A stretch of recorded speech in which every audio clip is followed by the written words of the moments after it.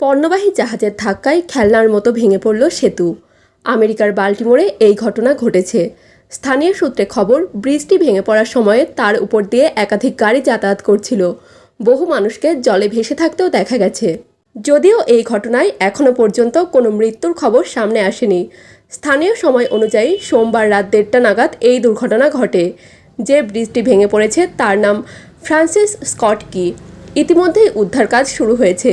Police জানিয়েছে, ব্রিজের দুদিকে ট্রাফিক অনির্দিষ্ট সময়ের জন্য বন্ধ করে দেওয়া হয়েছে।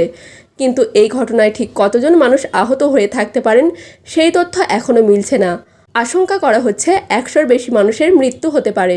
প্যাটাপস্কো নদীর উপর দিয়ে নির্মিত এই বাল্টিমোর সেতু 1.6 মাইল দীর্ঘ।